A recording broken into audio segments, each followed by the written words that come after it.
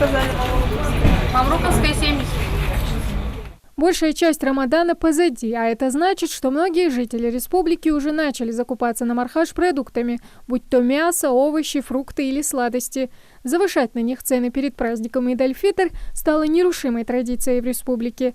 Однозначного ответа у продавцов, почему это все-таки происходит, нет. Джим-джим, кехта, мехаш, сайолчан, вообще ты цехет. Сайолчан, джим-джим, кехта. Банана, кехта. Так, новый один товар, черешня тоже 400 рублей, цуэре бумаг. Цигар язинах, хаяхаш поставщик, будет цигар язинах, цигар хаяхах, дорого.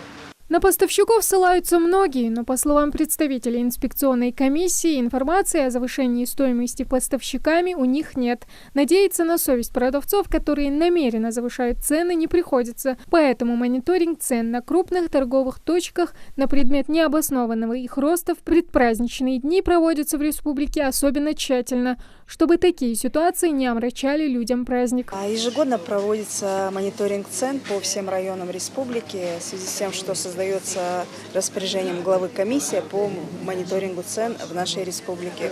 В наши функциональные обязанности входит проверка всех точек, которые мы обрисовали в нашем списке. Мы выезжаем, проверяем почти весь месяц, каждый год мы проверяем, проводим мониторинг цен. Выезжаем во все регионы и уже показываем потребителю, где можно приобрести по сниженным ценам, где в каких торговых точках завышенные цены. Вот так ежегодно мы проводим нашу работу. По словам большинства продавцов, цены у них в этом году приемлемые. Зарган Шемизова занимается торговлей уже 3 года. Говорит, больших наценок на товары повседневного спроса они не делают.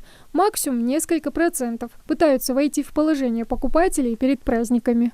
В прошлом году как были, так и остались. На чай, на сахар, в основном вот на легкие продукты. То, что с начинкой мы берем, то, что когда там они добавляют, мы тоже там 2-3% добавляем. А так цены в основном такие же. Подтверждают слова продавцов как сами покупатели, так и представители проверяющей комиссии. Резких скачков стоимости на продукты в ходе рейда по оптовым базам и центральному рынку Сунжи инспекция не выявила.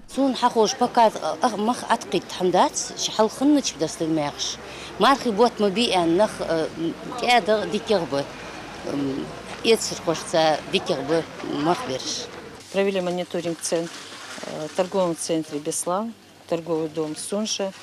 Вот сейчас мы находимся и на рынке, и по Дербичу. Цены как таковой здесь, если сделать сравнительный анализ в среднем по республике, как бы стабильные. Как такового резкого скачка нет цен.